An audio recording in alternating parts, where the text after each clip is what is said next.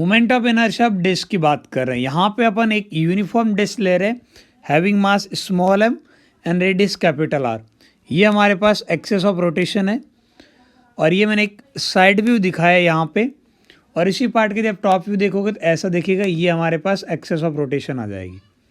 ठीक है, अब यहाँ पे यदि हमें मोमेंट ऑफ इनर्शिया चाहिए तो कंटिन्यूस मास डिस्ट्रीब्यूशन में हमें पहले एक एलिमेंटल मास लेना होता है और उस एलिमेंटल मास का मोमेंट ऑफ इनर्शिया निकालते हैं और इस तरीके से फिर सारे एलिमेंटल मास के मोमेंट ऑफ इनर्शिया को अपन ऐड करते हैं, यानी कि इंटीग्रेशन की बात करते हैं। तो पहले अपन एलिमेंटल मास की बात करते हैं। तो डिस्क आपको पता है कि मैं कंटिन्यूसली एक के बाद डिफरेंट रेडियस की रिंग को ऐड करता रहूँ तो डिस्क मिल जाएगा। तो यहाँ से मैं एक रिंग ले रहा हूँ, इस तरीके से बात कर रहा हूँ मैं। ठीक है, एक रिंग की बात कर लेते हैं। ये एक रिंग जिसका रेडियस स्मॉल आर और इसकी कुछ विड्थ भी ले लेता हूँ मैं। ठीक है, इस रिंग की कुछ विड्थ ले लेता हूँ, डी आर। ठीक है, तो ये हमारे पास डी आर विड्थ की एक रिंग की बात कर रहे हैं। अब इस रिंग का एक एलिमेंटल मास की बात करते हैं। तो एलिमेंटल मास क्या होगा, हम बोलेंगे आपके पास mass per unit length, sorry per unit area, mass divide by total area of disc multiply by elemental area. Elemental area कितना होगा रिंग का, that is 2 pi R D R. इस तरीके से डी एम आ जाएगा। और रिंग हो, अब रिंग के सारे पॉइंट एक्सिस ऑफ रोटेशन से इक्वल डिस्टेंस पे, तो रिंग का elemental moment of inertia D I, ये आप बड़ी आसानी से लिख सकते हो। क्या लिख सकते हो, ये हो जाएगा हमारे पास D M multiply by small are square. और यदि आपको total moment of inertia I चाहिए तो आप पता है सारे डी आई को आप ऐड करोगे। ठीक है, तो इस तरीके से सारे डी आई को ऐड यानी कि इंटीग्रेशन की बात करेंगे। एक काम करते हैं, डी एम की वैल्यू पुट कर देते हैं। तो डी एम की वैल्यू आ जाएगी मास divide by area, that is pi capital are square. और ये हमारे पास 2 pi small are D are और ये आर स्क्वायर। एक पाई से पाई कैंसिल आउट। लिमिट की बात करो, लिमिट कहाँ से कहाँ जाना चाहिए। यदि आप सारी रिंग की बात करोगे तो 0 रेडियस से कैपिटल आर रेडियस तक की रिंग की बात करो तो पूरी डिस्क बन जाएगी। तो आंसर आएगा 0 से लगा के कैपिटल आर, यानी कि लिमिट का आंसर की बात कर रहा हूँ। ठीक है, ये m बाहर आ जाएगा, नीचे से आर स्क्वायर भी बाहर आ जाएगा, ऊपर से 2 बाहर आ जाएगा। अब अंदर क्या बचेगा, अंदर पार्ट बचेगा मेरे पास आर क्यूब, ये बच रहा है।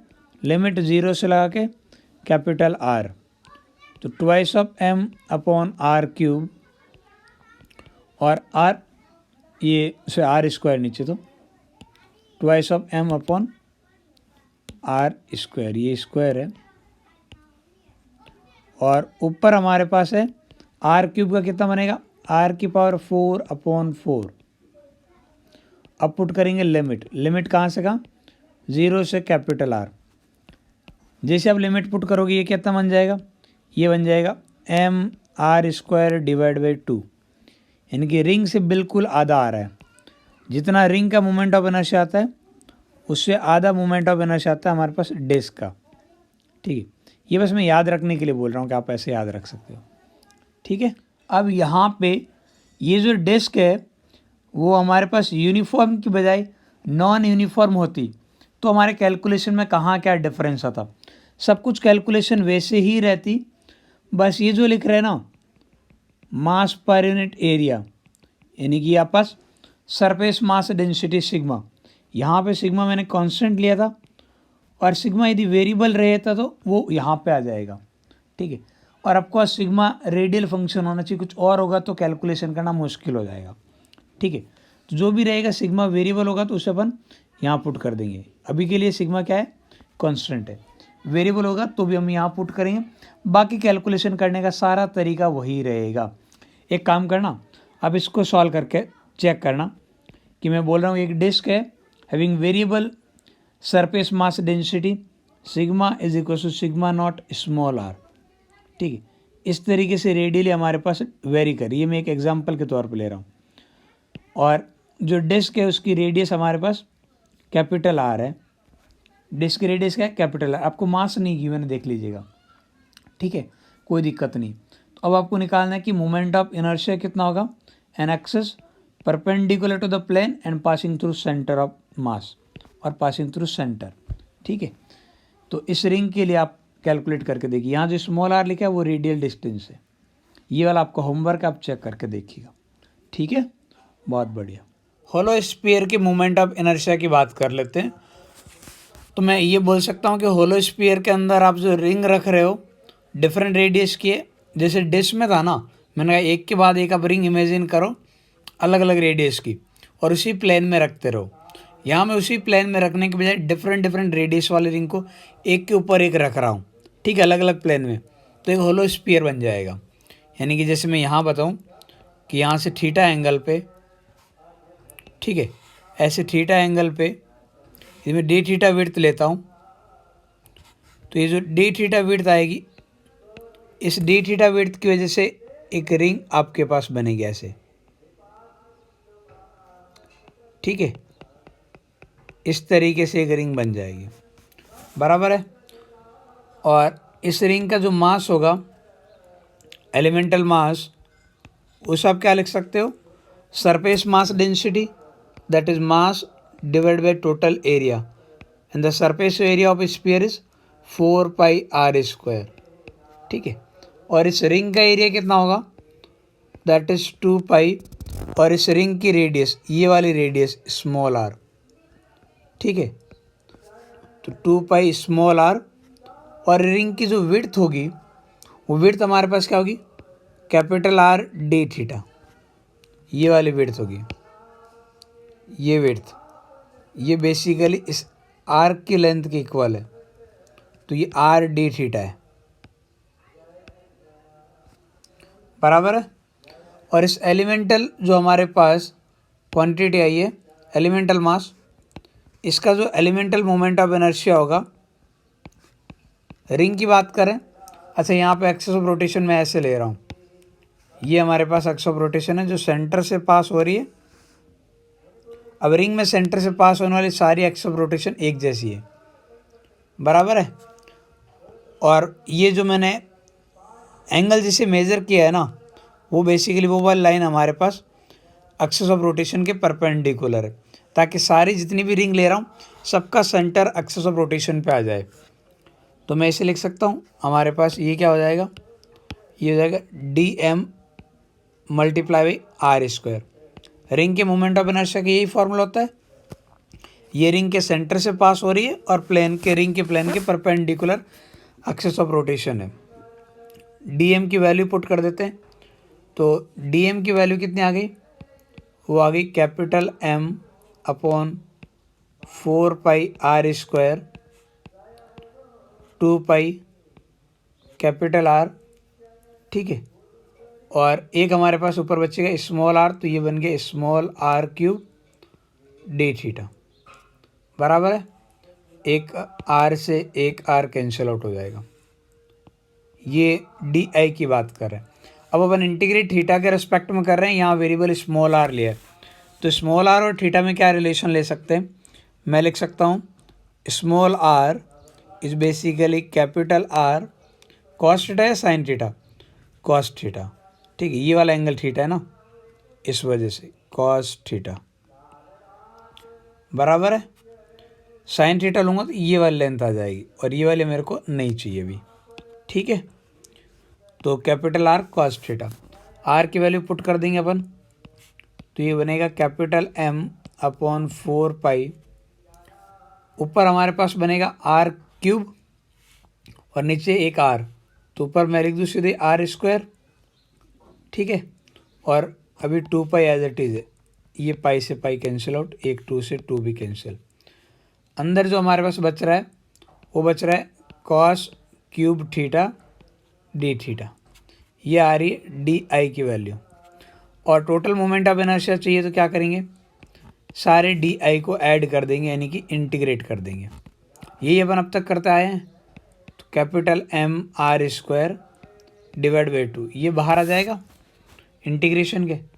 अंदर जो पार्ट बचा वो कॉस क्यूब थीटा है, इसको मैं लिख सकता हूँ cos theta multiply by cos square theta, जिससे लिख सकता हूँ 1 माइनस साइन स्क्वायर थीटा और ये डी थीटा। और लिमिट कहाँ से कहाँ जाएगी, तो लिमिट जाएगी -90 डिग्री से +90 डिग्री। चेक कर लो, -90 में रिंग यहाँ होगी और +90 में रिंग की पोजीशन एकदम टॉप पे चले जाएगी, 0 पे मिडल पे होगी।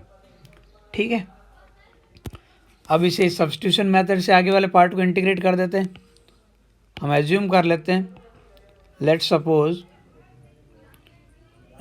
T is basically sine theta. Sine theta को मैंने नया वेरिएबल मान लिया टी, तो डी टी क्या हो जाएगा, साइन थीटा का differentiation cos theta, cos theta D theta, तो कॉस थीटा डी थीटा की जगह आ जाएगा डी टी।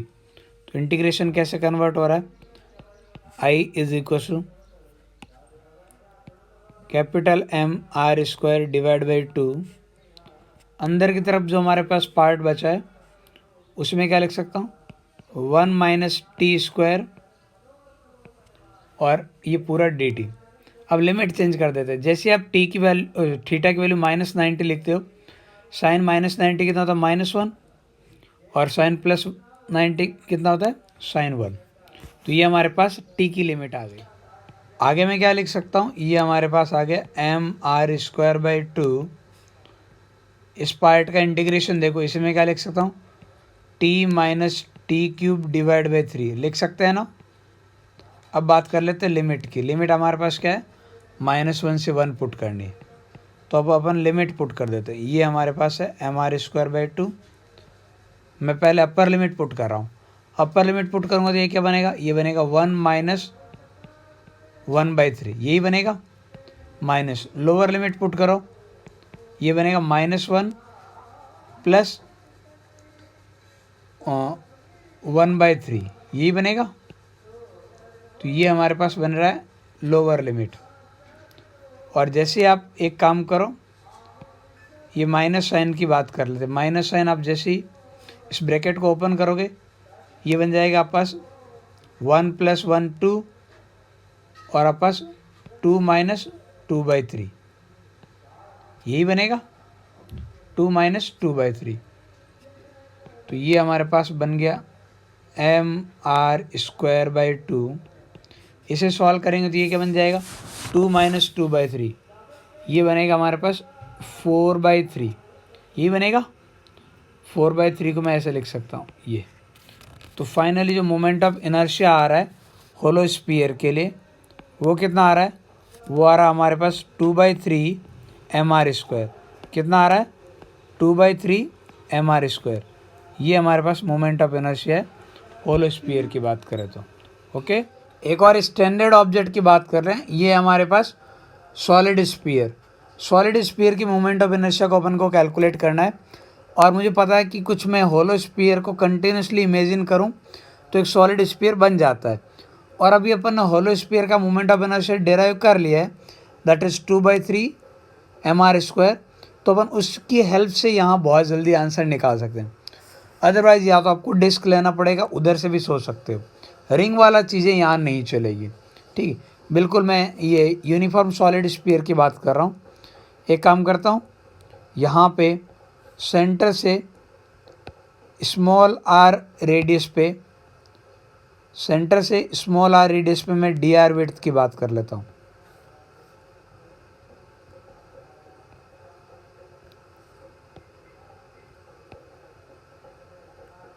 ये dr विड्थ की बात कर रहा हूँ। तो ये हमारे पास एक dr विड्थ का होलो स्फीयर मिल गया। और इस होलो स्फीयर के जो मास है ना, एलिमेंटल मास dm, इसकी बात कर लेते हैं। एलिमेंटल मास क्या होगा, total mass divide by total volume. Sphere का वॉल्यूम कितना होता है, 4/3 πr³ multiply by hollow sphere का वॉल्यूम, जो मैंने हाईलाइट किया ना उतने से रीजन का वॉल्यूम। वो बेसिकली दो स्फीयर के बीच का वॉल्यूम है, दो होलो स्फीयर के बीच के वॉल्यूम की बात कर रहा हूँ मैं। तो मैं इसे लिख सकता हूँ surface area 4πr² multiply by width, that is dr। चलेगा, ये हमारे पास 4π से 4π कैंसिल आउट। तो dm की वैल्यू क्या बच रही है हमारे पास, डी एम बच रहा है 3 times capital M divide by r cube multiply by small are square d r, यही है। और ये जो एलिमेंटल मास डी एम है ये बेसिकली होलो स्फीयर की फॉर्म में, और होलो स्फीयर का जो मोमेंट ऑफ इनर्शिया होता है वो होता है 2/3 एम आर स्क्वायर, तो अपन इसे लिखेंगे डी एम आर स्क्वायर, चलेगा। अच्छा, यहाँ पे एक्सिस ऑफ रोटेशन की बात कर लेते हैं। एक्सिस ऑफ रोटेशन आप सेंटर से पास होने वाली कोई सी भी लो, होलो स्फीयर हो या सॉलिड स्फीयर, यदि सेंटर से पास हो रही है तो सारी एक्सिस ऑफ रोटेशन आइडेंटिकल ही होगी, आंसर डिफरेंट नहीं हो सकता, बराबर है। तो ये हमारे पास, अब डी एम की वैल्यू पुट कर देते हैं 2/3, डी एम की वैल्यू कितनी है 3m upon are cube multiply by r square, ये वाला स्क्वायर और ये वाला स्क्वायर बनेगा r⁴ डी आर। ये मोमेंट ऑफ इनर्शिया आ गया एलिमेंटल मास, जो कि हमारे पास होलो स्फीयर की फॉर्म में। तो टोटल मोमेंट ऑफ इनर्शिया चाहिए तो क्या करेंगे, अब कॉस इंटीग्रेट करेंगे इसे, लिमिट 0 से कैपिटल आर, बराबर है। ये 3 से 3 कैंसिल आउट हो गए, 2m अपॉन आर क्यूब, और r⁴ का integration r⁵ upon 5, upper limit upon lower limit, lower limit 0 put करने की ज़रूरत नहीं है। तो ये हमारे पास आंसर आ गया, क्या आ रहा है 2/5 एम आर स्क्वायर। तो इस बार मोमेंट ऑफ इनर्शिया कितना आ रहा है हमारे पास 2/5 एम आर स्क्वायर, और होलो को कितना आ रहा था 2/3। अच्छा, होलो और सॉलिड में ज़्यादा किसका आ रहा है वो चेक करो, वहाँ 2/3 था, यहाँ 2/5 है, तो आपस होलो का ज़्यादा आ रहा है, सॉलिड का कम आ रहा है। अच्छा, इसके पीछे रीज़न क्या है, सॉलिड के अंदर यदि आप नोटिस करते हो तो मास का डिस्ट्रीब्यूशन मोमेंट ये एक्स ऑफ रोटेशन के ज़्यादा क्लोज है, जबकि होलो के अंदर एक्स ऑफ रोटेशन से आपस दूर जा रहा है। जितना मास एक्सिस ऑफ रोटेशन से दूर रहेगा मोमेंट ऑफ इनर्शिया उतना ही ज़्यादा रहेगा, ठीक है, ओके। होलोकॉन के मोमेंट ऑफ इनर्शिया की बात कर लेते हैं। मैं ऑफकोर्स यूनिफॉर्म होलोकॉन की बात कर रहा हूँ। एक काम करते हैं, यहाँ पे एल लेंथ पे मैं डी एल लेंथ की बात कर रहा हूँ, तो इस तरीके से हमारे पास एक रिंग आ जाएगी, ये हमारे पास एक रिंग आ जाएगी, और इस रिंग का जो एलिमेंटल मास होगा, एलिमेंटल मास क्या लिखेंगे, total mass divide by surface area. Surface area हमारे पास होलोकॉन का होता है πr_l, तो ये हमारे पास πr⁵L ये आ गया। और ये जो रिंग है उसके एरिया की बात कर लेते हैं, तो उसका एरिया हो जाएगा हमारे पास 2π, और इसकी जो रेडियस है small r, 2π small r multiply by width that is dl, ठीक है। तो ये आ गया एलिमेंटल मास। एलिमेंटल मास हमारे पास रिंग की फॉर्म में, तो रिंग का मोमेंट ऑफ इनर्शिया आपको पता है, तो इस एलिमेंटल मास की वजह से जो मोमेंट ऑफ इनर्शिया आएगा उसे अपन क्या लिखेंगे एम आर स्क्वायर, तो d M multiply by r square. Ring की रेडियस स्मॉल आर है तो स्मॉल आर का स्क्वायर, ठीक है। यहाँ पाई से पाई कैंसिल आउट हो जाएगा, एम की वैल्यू पुट करते हैं तो ये आएगी capital M upon R L और 2, ये बाहर, और अंदर हमारे पास क्या बनेगा r³ dl। अब क्या अपन इंटीग्रेट l के रिस्पेक्ट में कर रहे हैं और अंदर r आ रहा है, तो r और l के अंदर मुझे एक रिलेशन कैलकुलेट करना चाहिए। क्या करना चाहिए, r और l के अंदर एक रिलेशन कैलकुलेट करना चाहिए। r और l में रिलेशन कैलकुलेट करें, मैं या तो इस dl की वैल्यू को रिप्लेस कर दूं या इस r की वैल्यू को रिप्लेस कर दूं, दोनों में से एक काम कर लेता हूं, ठीक है। पहले तो स्मॉल r कैपिटल R और इसमें रिलेशन निकाल लेते हैं। तो मैं दो हमारे पास सिमिलर ट्राइंगल बनेंगे, सिमिलर ट्राइंगल से मैं क्या रख सकता हूँ small l upon capital L is equal to small r divide by capital R, चलेगा, ठीक है। तो मैं यदि स्मॉल r को रिप्लेस करना है तो यहाँ से लिख सकता हूँ और स्मॉल r को रिप्लेस कर देते हैं, ठीक है। तो ये बनेगा हमारे पास 2m अपॉन RL, और ये हमारे पास क्या बन रहा है स्मॉल r की वैल्यू क्या होगी capital R upon capital L, तो इस पूरे का क्यूब, और अंदर की तरफ हमारे पास क्या बनेगा L cube, D L. Limit कहाँ से कहाँ जाएगी, 0 टू कैपिटल एल। ठीक है, ये सारे डी आई जब हमारे पास ऐड होंगे तो टोटल मोमेंट ऑफ इनर्शिया आ जाएगा। सारे डी आई को आप ऐड करोगे तो टोटल मोमेंट ऑफ इनर्शिया आ जाएगा। ठीक है, यहाँ पे देखो 2m अपॉन आर एल, ये क्या बनेगा, r की पावर 3 डिवाइड बाई l की पावर 3, और अंदर जो l क्यूब है उसका इंटीग्रेशन l की पावर 4 अपॉन 4, मैं सीधा ही लिमिट पुट कर देता हूँ, तो l की power 4 upon 4, lower limit 0 put करने की ज़रूरत नहीं है, ये l की पावर 4 कैंसिल आउट हो जाएंगे, ये हमारे पास l की पावर 4 कैंसिल आउट हो रहा है, और एक 2 से 2 भी कैंसिल आउट हो रहा है, ये r कैंसिल होकर पावर कितनी बचेगी, 2। तो जो इफेक्टिव मोमेंट ऑफ इनर्शिया जो हमारे पास निकल के आ रहा है वो कितना आ रहा है, वो आ रहा है हमारे पास mr²/2। तो ये मोमेंट ऑफ इनर्शिया कुछ देखा हुआ लग रहा है। ठीक है, दोबारा इस प्रॉब्लम को थोड़ा आराम से देखो, आपको कुछ इंटरेस्टिंग बात देखने को मिलेगी। ये सोचो हमारे पास एक डिस्क है, ठीक है, एक डिस्क है, और उसके इधर मिडल वाले पॉइंट से मैं पकड़ रहा हूँ और सरकमफ्रेंस को फिक्स कर रहा हूँ।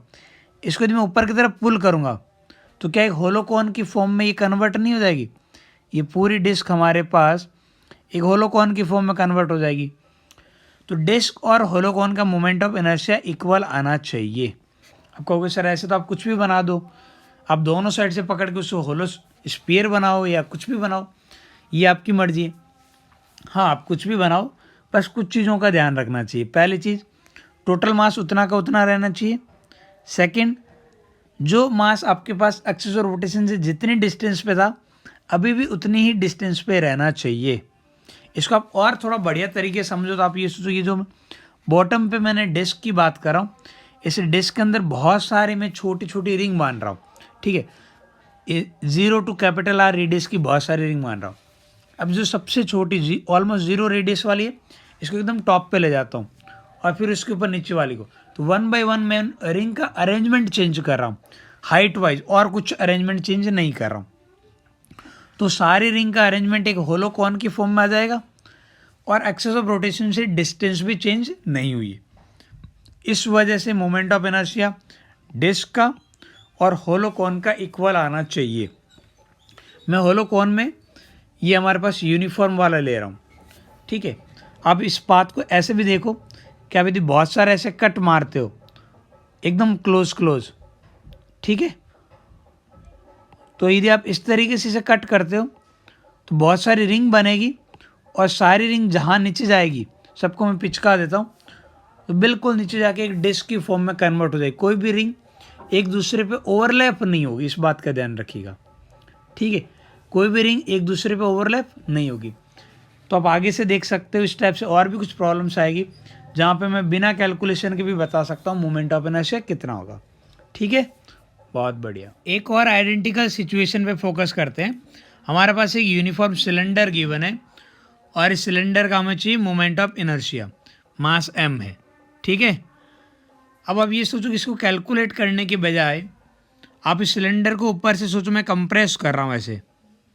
ठीक है, कंप्रेस कर रहा हूँ तो धीरे धीरे एक डिस्क की फॉर्म में कन्वर्ट हो जाएगा, और डिस्क का मोमेंट ऑफ इनर्शिया में पता है कितना होता है, mr²/2। तो इसका भी मोमेंट ऑफ इनर्शिया mr²/2 ही होना चाहिए। अच्छा, ऐसा क्यों बोल रहा हूँ मैं, क्योंकि जब आप इसे कंप्रेस कर रहे हो ना तो ना तो टोटल मास चेंज हो रहा है, और जो भी मास जितनी डिस्टेंस पे था एक्सिस ऑफ रोटेशन से आज भी एग्जैक्टली उतनी ही डिस्टेंस पे, यानी कि एक्सिस ऑफ रोटेशन से डिस्टेंस चेंज नहीं हो रही है और मास चेंज नहीं हो रहा है, और दो ही वो पैरामीटर है जिन पे मोमेंट ऑफ इनर्शिया डिपेंड कर रहा है। तो सिलेंडर का और डिस्क का या फिर होलोकॉन का, तीनों का मोमेंट ऑफ इनर्शिया एक जैसा रहेगा। ठीक है, हमेशा इन चीज़ों को ध्यान रखिएगा। अच्छा, एक और चीज़ यहाँ देख लो, जैसे मैं बोल रहा हूँ एक रॉड को ऐसे घुमा रहा हूँ, तो यहाँ आपको मोमेंट ऑफ इनर्शिया पता है रॉड का कितना होता है, ये हम डिराइव कर चुके हैं, ml²/12। तो ये हमारे पास मोमेंट ऑफ इनर्शिया इस रोड का। लेकिन मैं इस रोड को इस तरीके से एक्सटेंड करता हूँ तो धीरे धीरे एक सीट की फॉर्म में कन्वर्ट हो रहा है। क्या इस प्रोसेस में टोटल मास चेंज हो रहा है? नहीं, मास तो वही है, मैं इसे बस खींच के एक्सटेंड कर रहा हूँ। क्या किसी भी मास की एक्सिस ऑफ रोटेशन से डिस्टेंस चेंज हो रही है? नहीं। जैसे आप डिस्क को खींच के सिलेंडर बना रहे हो ना, वैसे मैं रोड को खींच के एक ही सीट बना रहा हूँ। सीट की ये वाली विड्थ आपके पास कुछ भी हो, ये वाली जो विड्थ बी ले रहा हूँ, बी की वैल्यू कुछ भी हो, मोमेंट ऑफ इनर्शिया इस एक्सेस का अबाउट इतना ही होगा। कितना? ml²/12। समझ में आ रही बात? तो सीट का भी आप मोमेंट ऑफ इनर्शिया रोड की हेल्प से निकाल सकते हो, क्योंकि रोड को एक्सटेंड करेंगे सीट बन जाएगा। अच्छा, गलती से वो ऐसे बोल दे कि इस एक्सिस के अबाउट मोमेंट ऑफ इनर्शिया कितना होगा, ये वाली, अब यहाँ पे बोला जाए तो यहाँ पे कितना हो जाएगा। अब आप रोड को ऐसे इमेजिन करोगे कि ऐसे हमारे पास ओरिजिनल रोड थी जिसको आपने एक्सटेंड करके सीट बनाया है, हाँ है ना। तो ये बनेगा mb²/12।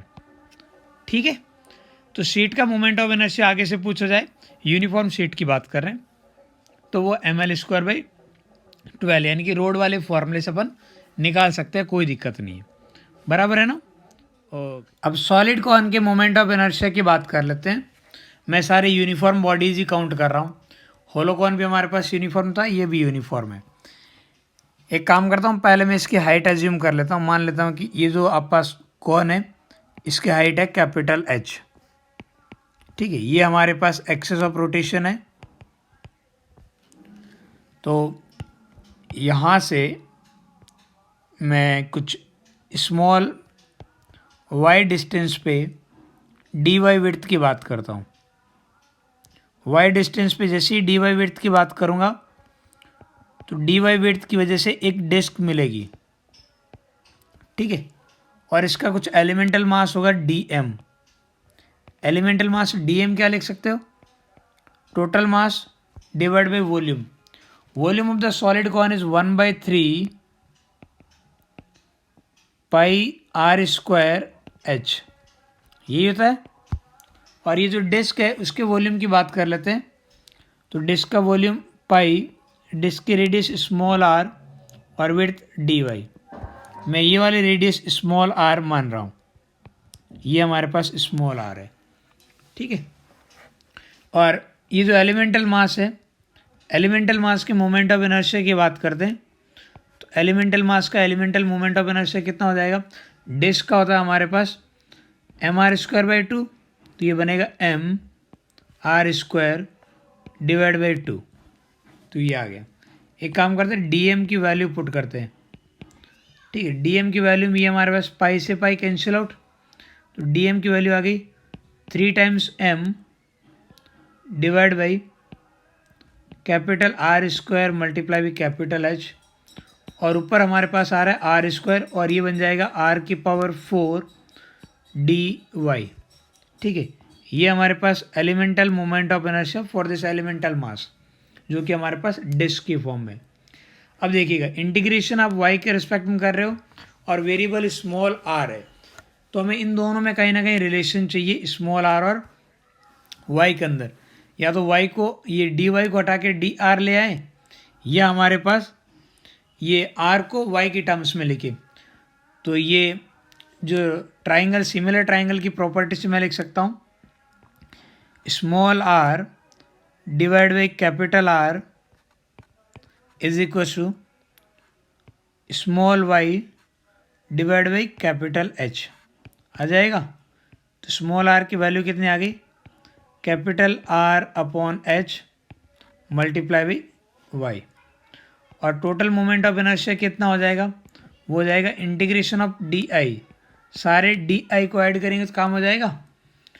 ये हमारे पास 3/2 कैपिटल M/R²H, ये तो बाहर आ जाएगा।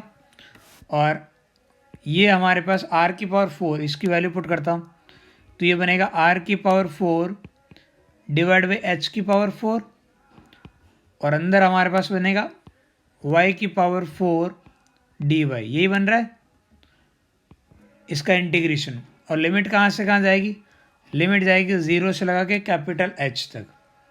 ठीक है, यहाँ देखो 3/2 और ये वाले पार्ट में कैपिटल M ऊपर बनेगा आर स्क्वायर, नीचे बन रहा है हमारे पास एच की पावर 5 और वाई स्क्वायर का वाई की पावर 4 का इंटीग्रेशन वाई की पावर 5/5 ये बनेगा।